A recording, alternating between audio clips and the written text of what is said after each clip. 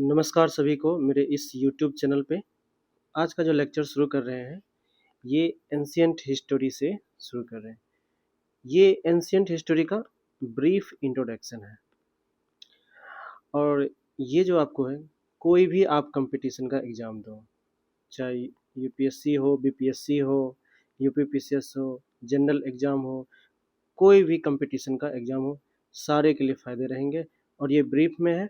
जब ये lecture complete हो जाएगा, जैसे स्टोन एज कंप्लीट होगा तो स्टोन एज के एमसीक्यूज भी दूंगा। आप इतना कर लीजिए, आपको कहीं दिक्कत नहीं होगी। तो शुरू करते हैं आज स्टोन एज से। अब देखिए, कहता है कि प्री हिस्टोरिक क्या है। प्री हिस्टोरिक और एक होता है प्रोटो हिस्टोरिक और तीसरा है हिस्टोरिकल पीरियड। तो डिफरेंस क्या है? कहता है कि ऐसी हिस्टोरी जिसके बारे में हमें कोई रिटेन एविडेंस ना हो। मतलब हिस्टोरी के बारे में पता है, लेकिन उस समय का कोई भी रिटन एविडेंस नहीं मिला है, तो ऐसे काल को, ऐसे समय को बोलेंगे प्री हिस्टोरिक। उसके बाद है प्रोटो हिस्टोरिक। तो प्रोटो हिस्टोरिक में क्या है कि एविडेंस तो हमें मिले हैं, जो रिटन एविडेंस तो मिले हैं, लेकिन स्टिल नॉट डेसिफर्ड। मतलब वो आज तक हम पढ़ नहीं पाए कि क्या लिखा हुआ है। तो दैट इज प्रोटो हिस्टोरिक। और तीसरा जो है हिस्टोरिकल पीरियड, मतलब जब से हमें रिटन एविडेंस, रिटन डिस्क्रिप्शन मिलने लगा, तो इसका मतलब कहेंगे कि वो क्या है, हिस्टोरिक पीरियड, है ना। अब समझिए चीज़ों को कि प्री हिस्टोरिक, प्रोटो हिस्टोरिक और रिटन में आ जाएगा हिस्टोरिकल पीरियड। तो इसका मतलब प्रोटो हिस्टोरिक का मतलब क्या होगा कि the period between pre historic and historical period. तो हिस्टोरी और प्री हिस्टोरी के बीच का जो पीरियड है, that is pre historic period. तो चैप्टर का क्या नाम है? Stone age. तो स्टोन एज जो है आपका किस पीरियड के अंदर आएगा? तो ये आएगा आपका प्री हिस्टोरिक पीरियड के अंदर। ठीक है ना। चलिए आगे देखिए, कहता है इंडस वैली सिविलाइजेशन। ठीक है ना। तो इंडस वैली सिविलाइजेशन जो है किसके अंदर आएगा? Indus valley civilization copper age culture, ये आएंगे आपके प्रोटो हिस्टोरिक पीरियड। इस तरह के क्वेश्चंस पूछे जाते हैं एग्जाम में बहुत बार। नेक्स्ट देखिए, कहता है कि the historical period starts from वैदिक कल्चर ऑनवर्ड। तो हिस्टोरिकल पीरियड कब से चालू हुआ? तो जब वैदिक कल्चर आया, वेद का मतलब ज्ञान जब मिला, जब बुक्स लिखे जाने लगे, उस समय से क्या है, हिस्टोरिकल पीरियड स्टार्ट हुए। भारत में बात करें, इन इंडिया, तो जो स्टोन एज सिविलाइजेशन है, इस पे जो रिसर्च चालू हुई थी सबसे पहले 1863 में। उसके बाद पूरे होल स्टोन एज को 3 भाग में बांट दिया गया। और ये जो बांटा गया है किस बेसिस पे? On the basis of difference difference of tools use. तो अलग अलग तरह के उस समय के जो टूल्स यूज किए गए थे एंशियंट समय में, उसके अनुसार स्टोन एज को 3 भागों में बांटा। That is paleolithic period, mesolithic period और तीसरा है आपका नियोलिथिक पीरियड। तो पहले आइए पेलियोलिथिक पीरियड। इस पीरियड को फिर से 3 भाग में बांटा गया। The lower paleolithic, middle paleolithic और अपर पेलियोलिथिक, है ना। तो लोअर पेलियोलिथिक में क्या क्या चीज मिला? हैंड एक्स, कुल्हाड़ी, है ना, कुल्हाड़ी, क्लेवर, चॉपर, ये सब मिला। किस चीज का बना था जी? स्टोन का बना था। देखिए ये हैंड एक्स है ना, ये क्लेवर, ये चॉपर, सब्जी काटने के लिए। तो ये था लोअर पेलियोलिथिक में। मिडिल में आएंगे तो पॉइंट्स, बोरर, अब ये सब बस याद रखना है एग्जाम्पल। ये सब किसका था? पैलियोलिथिक का। जैसे चॉपर, चॉपिंग पेबल पीसेज, मतलब पत्थर के जो बनाए गए थे कोई चीज काटने के लिए, जो औजार बनाया गया था, सबसे पहले कहाँ पे प्राप्त हुआ था, ये याद रखना था। First obtain from Sohan river valley of Punjab, Pakistan. तो अब जो है वो जगह चला गया पाकिस्तान में। तो पाकिस्तान में जो पंजाब है, वहाँ के सोहान रिवर वैली के पास पहले मिला था चॉपर, चॉपिंग। उसके बाद सबसे पहले हैंड एक्स, जो कुल्हाड़ी था स्टोन का बना हुआ, ये कहाँ पे मिला? तो वड़ा मदुरई और अतिरापक्कम, इन दोनों जगह मिला था और ये दोनों जगह आपके मद्रास में है। नेक्स्ट देखिए क्या कहता है कि रॉबर्ट ब्रूस फुट कौन थे जी? तो रॉबर्ट ब्रूस फुट जो थे ये एक ब्रिटिश जियोलॉजिस्ट एंड आर्कियोलॉजिस्ट थे। तो उस समय एंशियंट टाइम में जो ये रिसर्च का काम चल रहा था, खोजबीन का काम चल रहा था सिविलाइजेशन का, तो इस जियोलॉजिस्ट और आर्कियोलॉजिस्ट जो है इनका बहुत बड़ा योगदान रहा है। उसके बाद कहता है कि सबसे इम्पोर्टेंट रिसर्च जो सोहान वैली में 1935 में हुआ था, किसके निगरानी में? तो एल कैम्ब्रिज इनके पूरा टीम थी और उसके बाद एक लीडरशिप थे डी टेरा, इनके निगरानी में सोहान वैली 1935 में बहुत सारे रिसर्च हुए। तो बेलान वैली जो था, तो रिसर्चर ने क्या पाया? तो पाया तो बहुत कुछ, लेकिन किसके निगरानी में था ये बेलान वैली उत्तर प्रदेश में?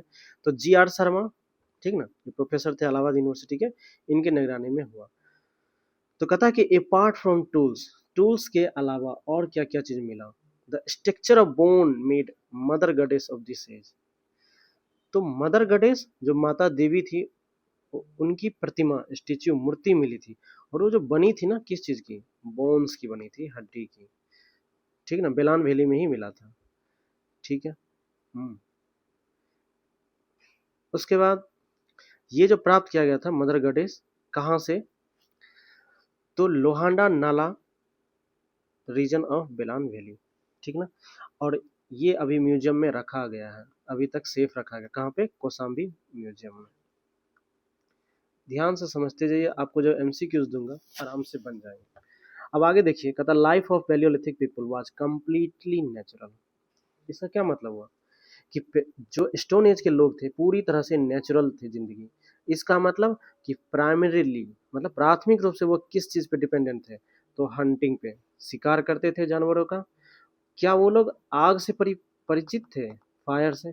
तो आग से बोलेंगे परिचित नहीं थे। तो अगर आज आग से परिचित नहीं थे, तो इसका मतलब वो जो मीट खाते थे, क्या खाते थे? कच्चा मीट खाते थे, क्योंकि आग का तभी तक खोज ही नहीं हुआ था, अनजान थे वो लोग। उसके बाद फार्मिंग और एनिमल हस्बेंड्री, क्या इन लोगों को मतलब इस तरह के काम जानते थे? तो बिल्कुल भी नहीं जानते थे, ठीक ना। अब हम आ जाते हैं पैलियोलिथिक से मीजोलिथिक पीरियड में। मीजोलिथिक पीरियड का डिस्कवर कब हुआ था? तो सी एल कैरलाइल, इन्होंने डिस्कवर किया था क्या चीज? तो रॉक पेंटिंग था। ये जो विंध्या रीजन है एमपी के पास, वहां पे एक रॉक पेंटिंग मिला था। उस रॉक पेंटिंग में क्या था कि मतलब बहुत सारे जैसे डोमेस्टिकेशन ऑफ एनिमल्स, कुछ जानवरों के चित्र उसमें बने हुए थे। उसमें पाया गया था कुछ जानवरों के चित्र बने थे, बहुत पुराना। तो वहाँ से ये मेजोलिथिक पीरियड स्टार्ट हुई थी। कहने का मतलब कि जब डोमेस्टिकेशन ऑफ एनिमल्स हुई थी, पशुपालन की जब शुरुआत हुई थी, तो वहाँ से मान लिया गया मीजोलिथिक पीरियड। और ये कहाँ पे मिला था? इस तरह का पेंटिंग मिला था विंध्या रीजन में, जिसमें ये दिखाया जा रहा था कि जानवर को पाला जा रहा है, ठीक ना।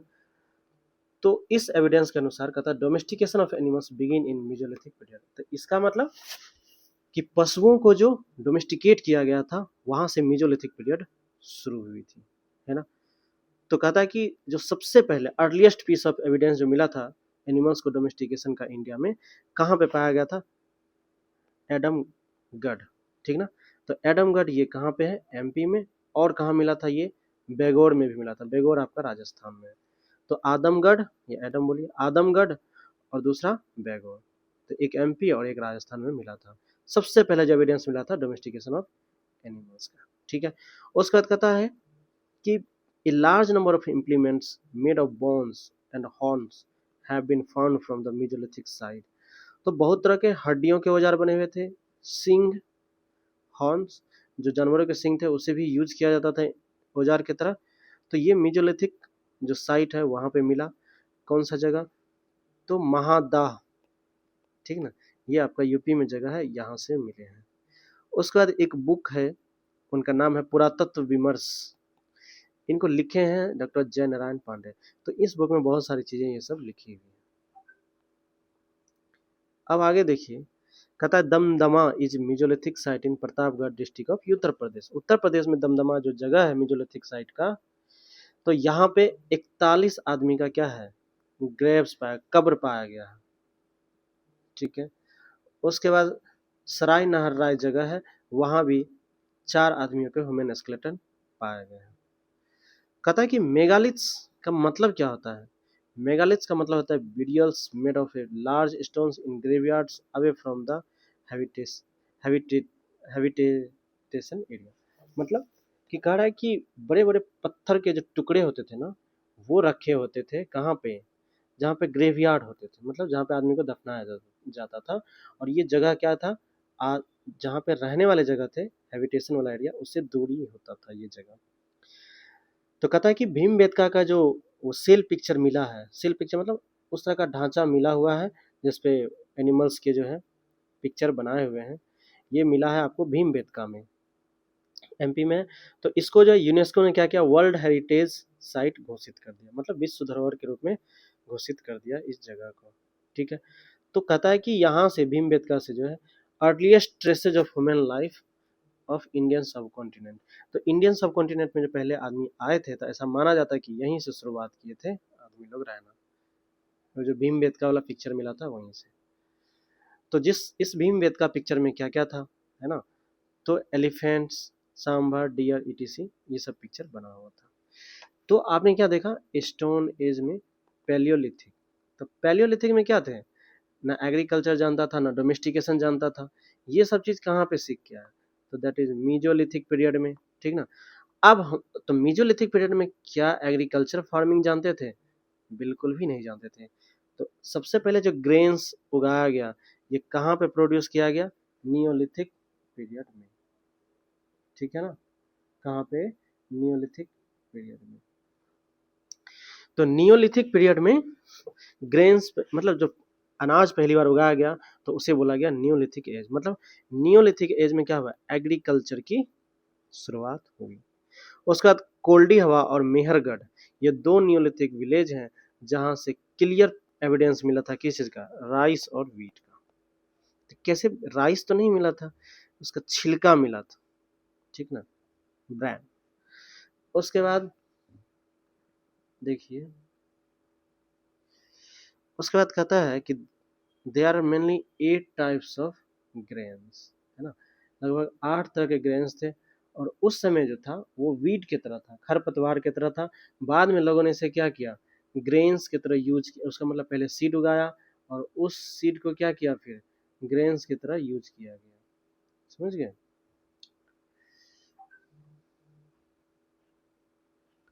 अब देखिए, कहता है तो ये 8 तरह के क्रॉप्स कौन कौन सब थे, फूड ग्रेन्स, तो barley, wheat, maize, millet, sorghum, mustard, oat and rice.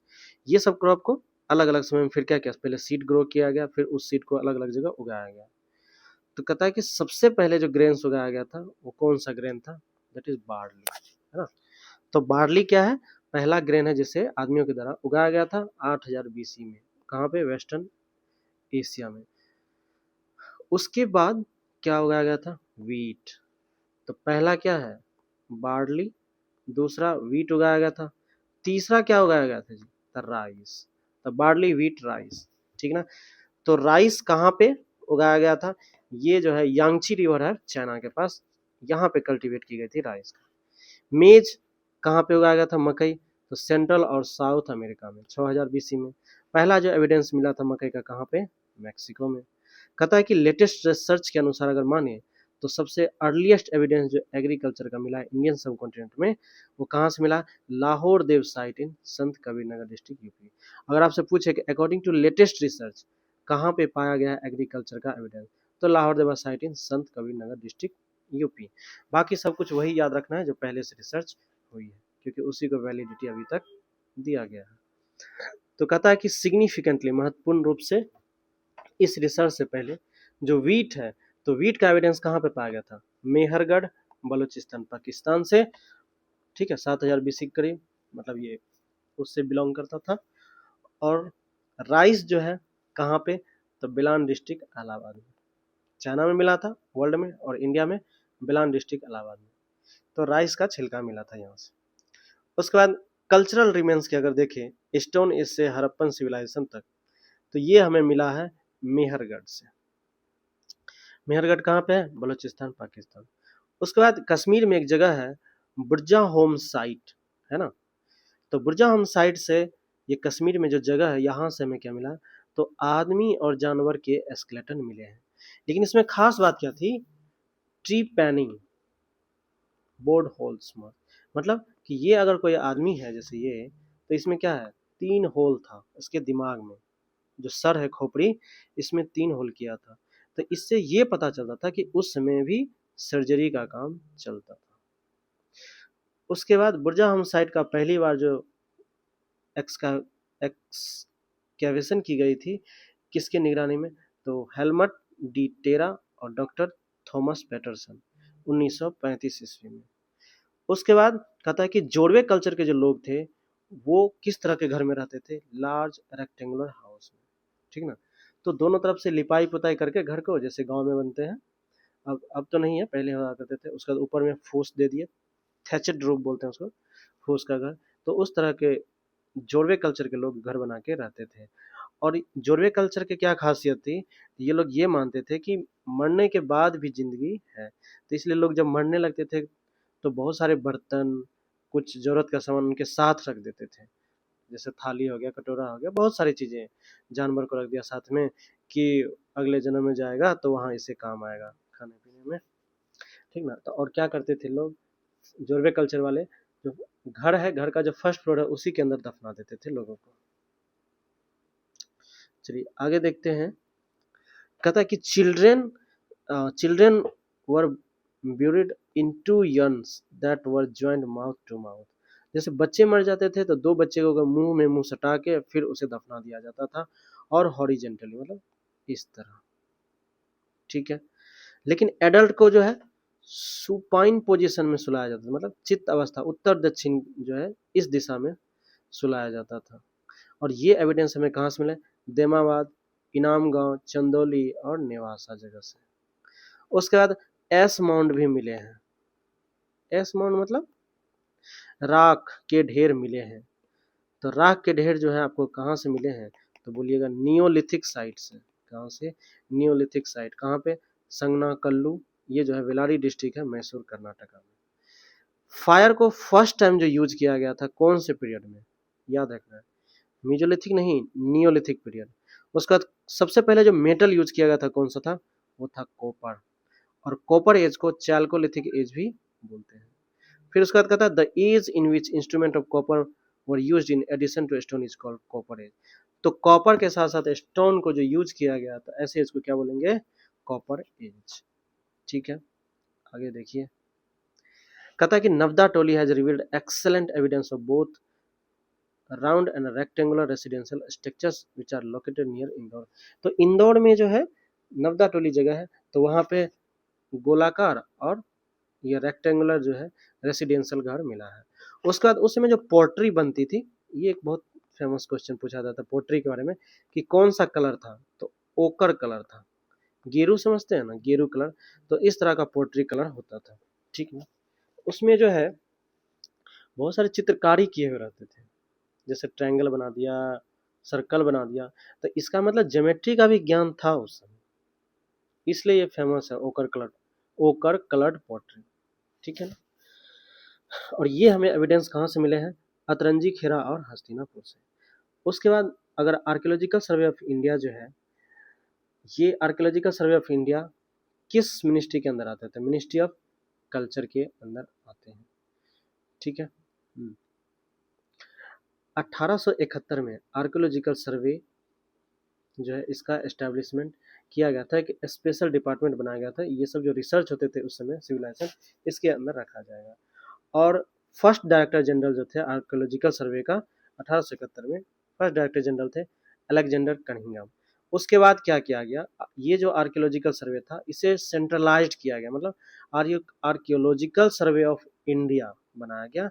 और ठीक ना, तो उस समय जो गवर्नर जनरल थे वो थे लॉर्ड कर्जन, ठीक है। और फर्स्ट डायरेक्टर जनरल जो था आर्कियोलॉजिकल सर्वे ऑफ इंडिया का, वो था जॉन मार्शल, ठीक ना। जॉन मार्शल बने थे फर्स्ट डायरेक्टर जनरल। और उससे पहले जो था स्टेट लेवल पे वो आर्कियोलॉजिकल सर्वे, तो वहाँ थे डायरेक्टर जनरल अलेक्जेंडर कनिंघम, ठीक है। अब देखिए कहता है कि नेशनल ह्यूमन म्यूजियम बनाया गया था, उसका नाम बदल के फिर कर दिया गया Indira Gandhi national human museum. तो ये भोपाल में है। यहाँ पे बहुत सारी चीज़ें उस समय के एंशियंट टाइम के रखे हुए हैं, पैलियोलिथिक, मेसोलिथिक, नियोलिथिक, सारे एजेस के, ठीक ना। आप जाके देख सकते हैं भोपाल में। चलिए आगे देखते हैं। तो अब क्या करना है कि इस चैप्टर को जितना मैंने पढ़ाया आप अच्छे से रिवाइज कर लीजिए, और नेक्स्ट वीडियो में जो है हम आपको एमसीक्यूज देंगे इसी से, वो एमसीक्यूज बना लीजिए, आपको कोई भी एग्जाम में दिक्कत नहीं होगा। अगर आपको अच्छा लगा तो प्लीज़ थोड़ा लाइक, शेयर और सब्सक्राइब कर दीजिए। चलिए।